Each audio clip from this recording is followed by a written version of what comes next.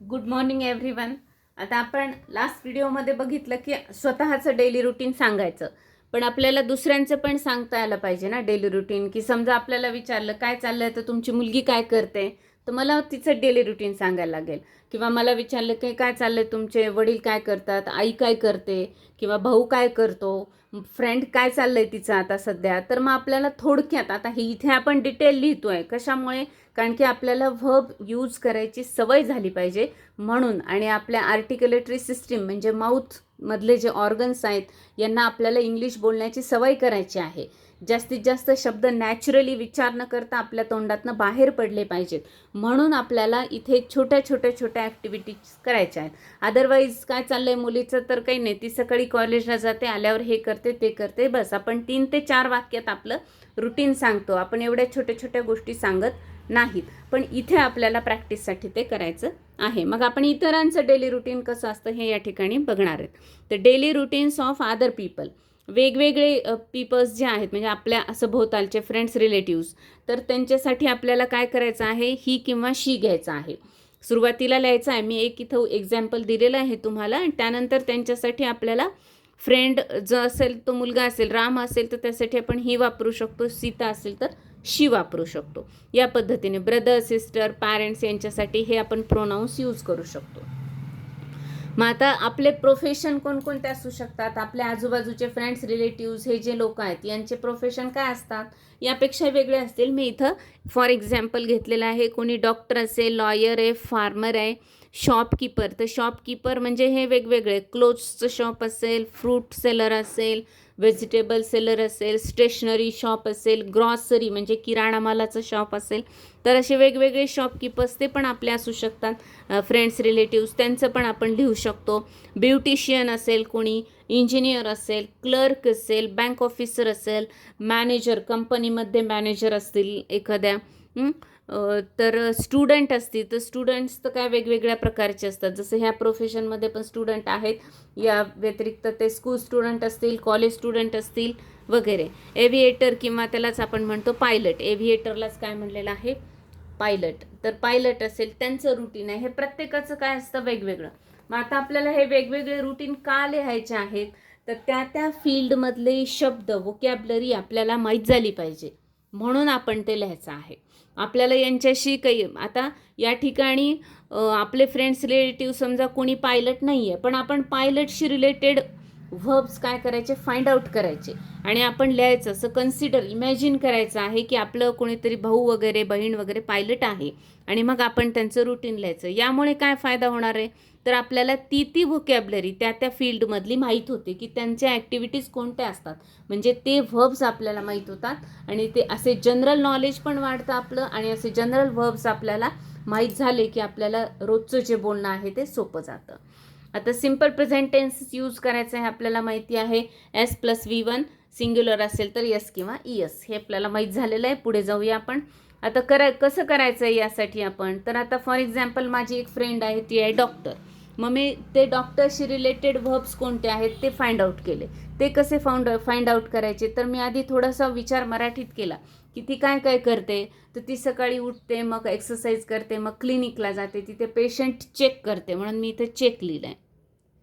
Patient तपासते, मग ते त्यांना औषधं लिहून देते, पण औषधं लिहून देण्याला काय आहे तो शब्द मला माहिती नाही. मग अशा वेळेस तुम्ही गुगलवर जाऊ शकता, फाइंड आउट करू शकता, किंवा डिक्शनरीचा पण वापर करू शकता. तर प्रिस्क्राईब असा शब्द आहे त्यासाठी.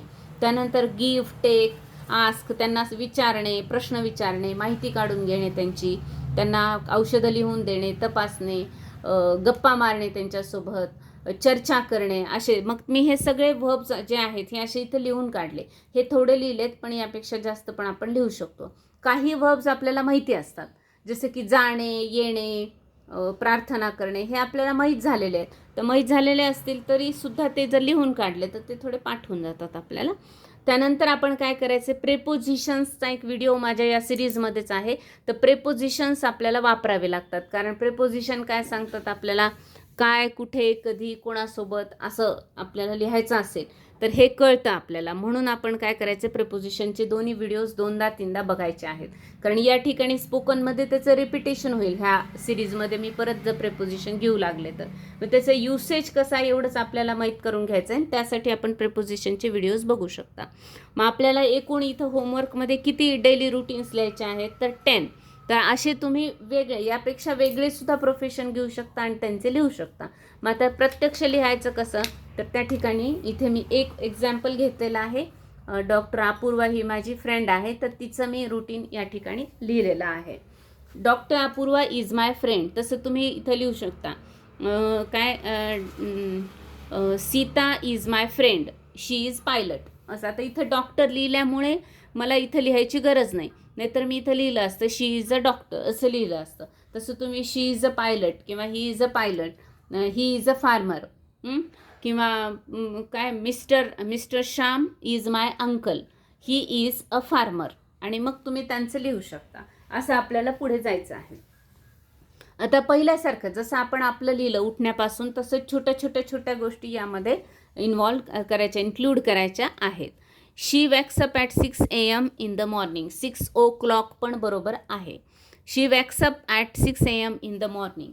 आता आपल्याला परत त्याला जोडायचं आहे ना, आपल्याला एकत्रित असं पॅराग्राफ तो दिसला पाहिजे. असं नुसते सेंटेन्सेस सांगणे म्हणजे नाही, आपल्याला बोलायचं आहे, म्हणून आपल्याला जोडावे लागतात सेंटेन्स. म्हणून आपण जोडूया.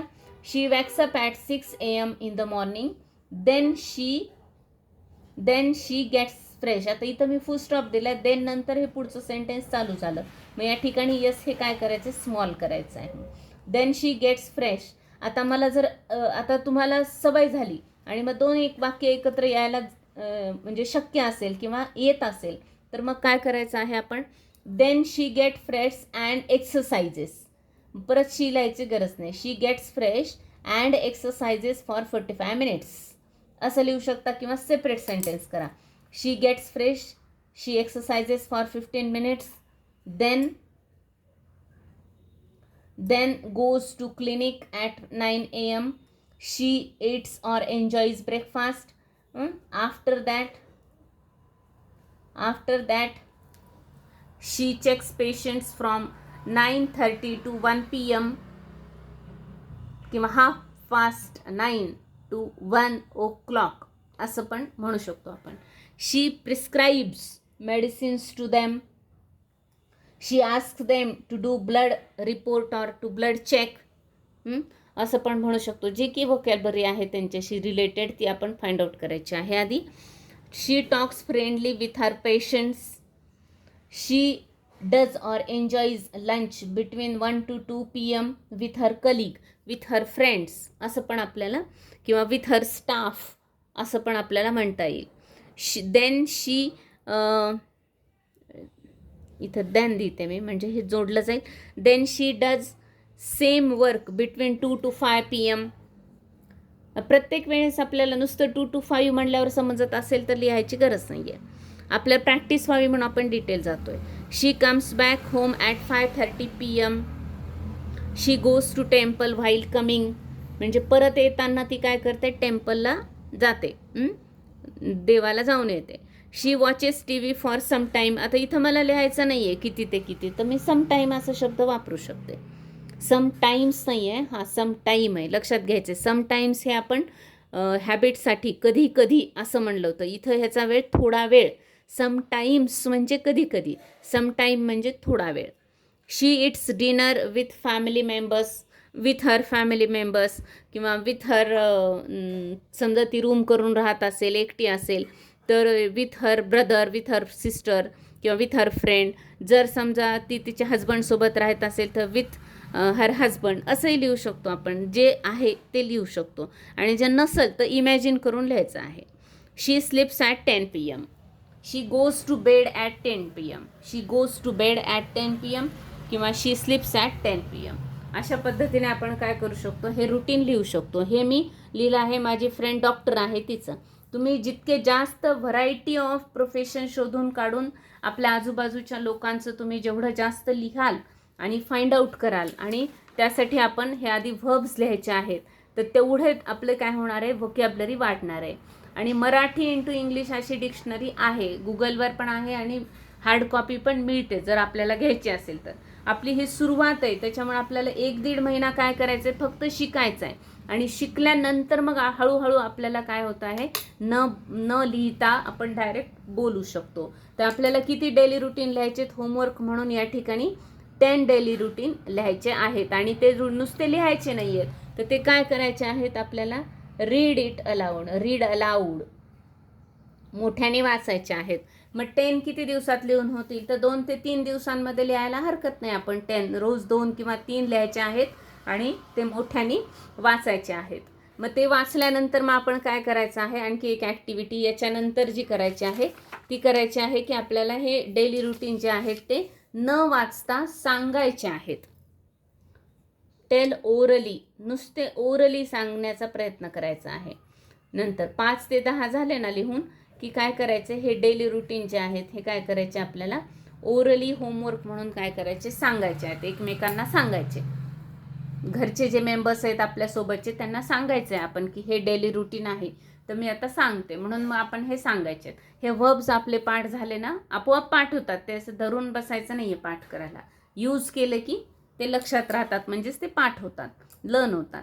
तर असं आपण सांगण्याचा प्रयत्न करायचा आहे. ओके, भेटूया आपण नेक्स्ट व्हिडिओमध्ये. थँक्यू.